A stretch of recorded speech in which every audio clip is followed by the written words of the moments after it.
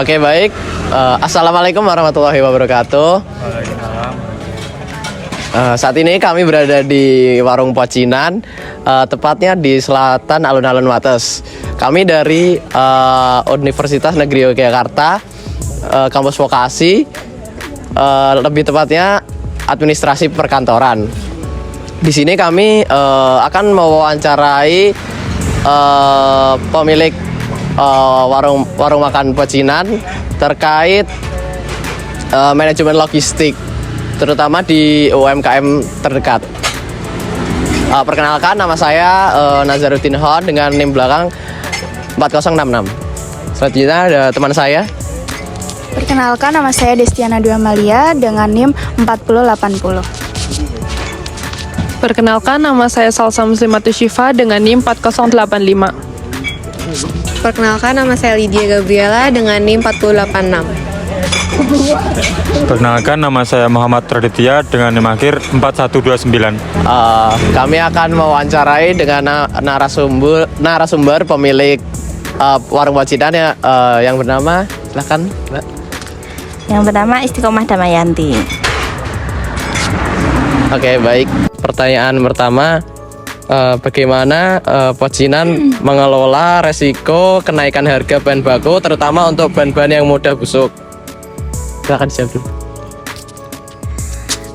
Di sini kan Pocinan jualannya ada bakmi goreng, nasi goreng, yang memang banyak sayuran yang mudah busuk. Jadi pengelolaannya itu kita belanja setiap hari. Jadi tidak ada stok sampai 2 hari, 3 hari. Kita memang mengusahakan untuk belanja setiap hari agar bahan selalu fresh. Seperti itu, seperti ayam, sayuran, dan lain-lain. Juga ada cemilan seperti pisang, roti. Itu memang kita mengusahakan untuk belanja setiap hari supaya bahannya tidak menumpuk. Seperti itu. Ada lagi, Kak? Ya, untuk yang kedua, bagaimana Pocinan menentukan jumlah bahan baku yang perlu dibeli untuk menghindari kekurangan atau kelebihan stok? Jadi di Pocinan itu setiap tutup warung itu ada stok opnam ya Kak ya. Jadi bahan apa aja yang masih, terus seperti kopi-kopi itu juga dicek yang habis apa. Jadi waktu belanja ke pasar itu sudah ada listnya yang perlu dibeli apa saja, seperti itu.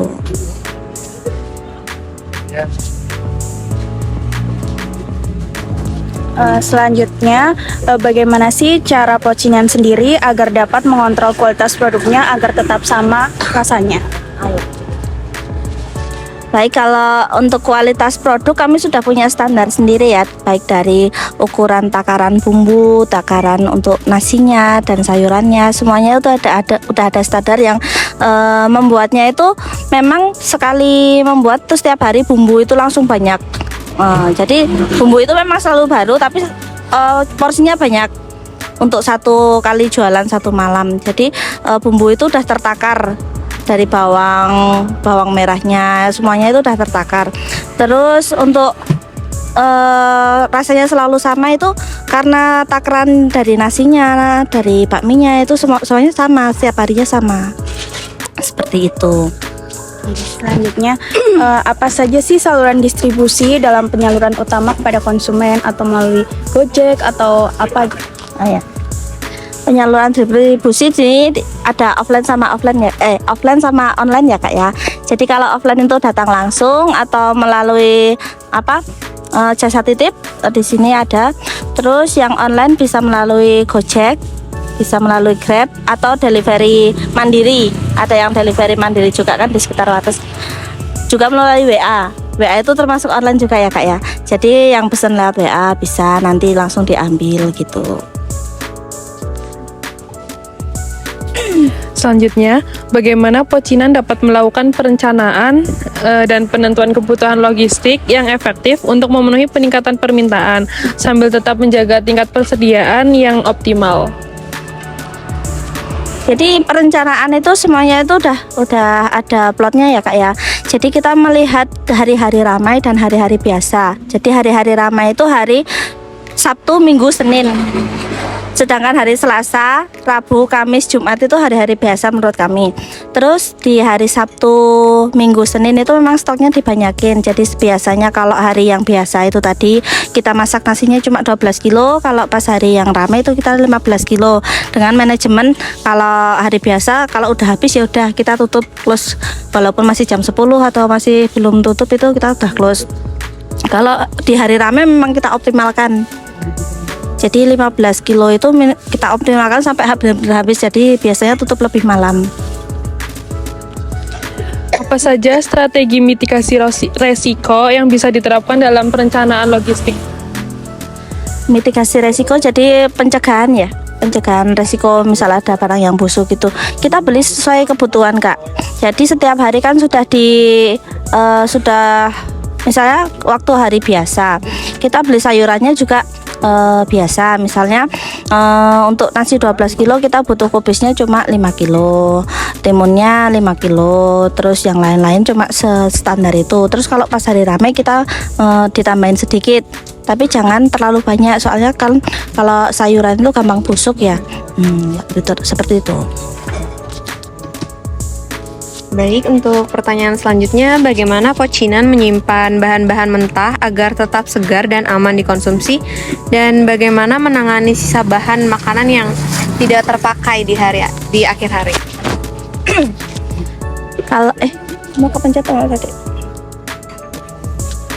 Kalau untuk bahan fresh sebelum jualan kita sayur-sayuran itu disimpan di suhu ruang ya Kak ya, tidak terkena panas, tidak terpapar debu.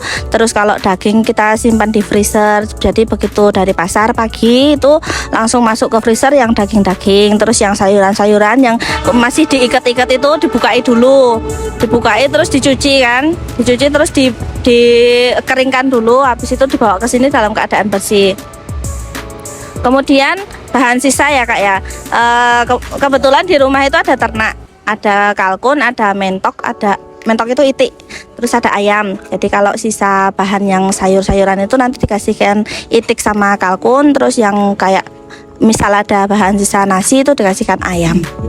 Iya seperti itu. Jadi jarang yang misalnya dibuang seperti itu.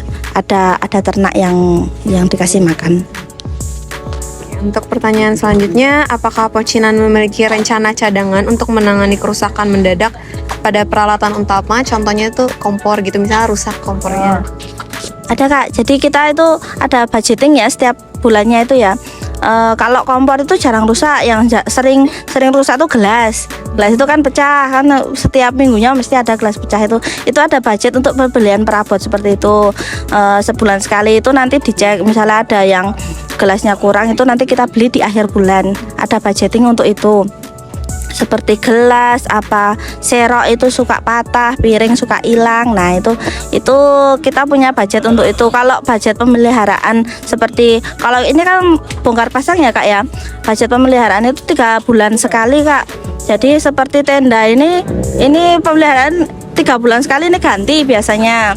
Terus gerobak itu juga suka misalnya rodanya yang bocor atau apa, itu ada budget yang 3 bulan sekali itu tadi. Jadi ada budget bulanan untuk pemeliharaan peralatan perabot, terus budget 3 bulanan untuk prasarana. Baik Kak, untuk pertanyaan selanjutnya, bagaimana sih cara Pocinan dalam mengoptimalkan pengeluaran agar tidak melebihi anggaran yang sudah ditetapkan dari awal? Jadi itu pentingnya budgeting ya Kak ya. Kita catat pengeluaran setiap harinya, kemudian kita juga catat pemasukan setiap harinya. Kebetulan kan kalau sini pembayarannya via QRIS, via Gojek, Grab itu kan nanti dikumpulkan satu. Itu pemasukannya ada berapa, terus pengeluarannya setiap hari. Karena kebutuhannya udah diplot sama ya Kak ya, jadi setiap hari misal pas hari rame segini, pas hari nggak rame segini, itu tuh budget hariannya hampir sama. Jadi pas hari Selasa sampai hari Jumat itu pasti pengeluarannya segini. Terus yang pas hari rame mesti belanjanya juga segini. Jadi hampir sudah pasti. Ya kecuali yang budget bulanan tadi ya Kak ya, yang yang seperti untuk beli perabot atau apa itu memang di luar budget. Jadi pentingnya pengelolaan keuangan di warung itu supaya tidak over budget pas belanja. Jadi misalnya harusnya beli cabenya itu setengah kilo aja cukup, tapi karena kalau di pasar suka dibilang gini, sekalian sekilo aja, nah, tapi kita tetap setengah kilo aja, memang kebutuhannya seperti itu. Untuk pertanyaan selanjutnya, apa peran penganggaran dalam menjaga keseimbangan antara pendapatan dan pengeluaran? Peran penganggaran keuangan itu sangat penting ya, soalnya kita punya karyawan yang rame nggak rame harus digaji. Jadi kita punya budget pengeluaran, punya pengelolaan keuangan itu tuh supaya karyawan tetap digaji apapun suasananya, apapun situasinya. Jadi penting banget menurut saya. Jadi tidak ada kata kalau sepi karyawan nggak bayaran, itu nggak ada. Jadi tetap pentingnya pengelolaan keuangan itu seperti itu. Jadi tidak ada percampuran antara uang yang bisnis sama uang yang pribadi. Pentingnya seperti itu. Jadi jangan sampai nanti kebutuhan pribadi kita rusui yang budget dari bisnis, itu diusahakan jangan sampai.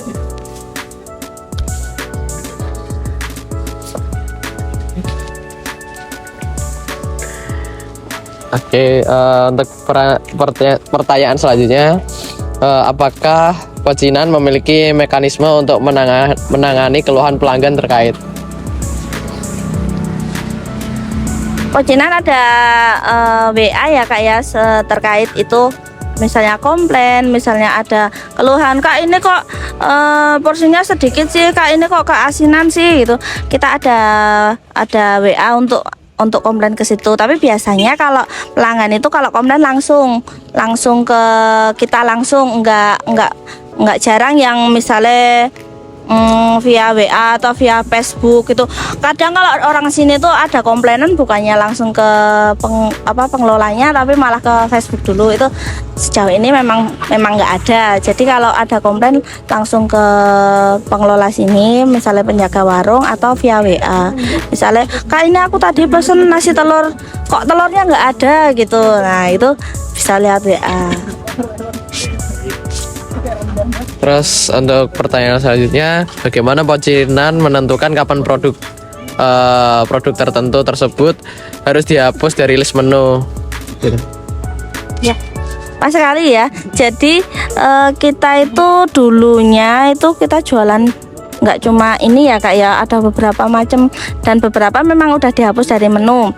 Dulu kita ada kentang spiral itu, yang kentang ulir-ulir itu. Terus kita dulu ada jagung bakar. Tapi karena proses pengerjaannya itu lama, minat masyarakatnya tidak begitu banyak. Terus kita hapus dari menu karena biaya pemeliharaannya alat, dari biaya untuk mengerjakan karyawannya itu juga lebih banyak kan daripada pendapatannya. Jadi kita menentukan ada menu yang harus dihapus, ada menu yang harus dihilangkan, itu dari situ. Dari jika minat masyarakat tidak terlalu baik soal makanan itu, kita lebih baik dihapuskan aja.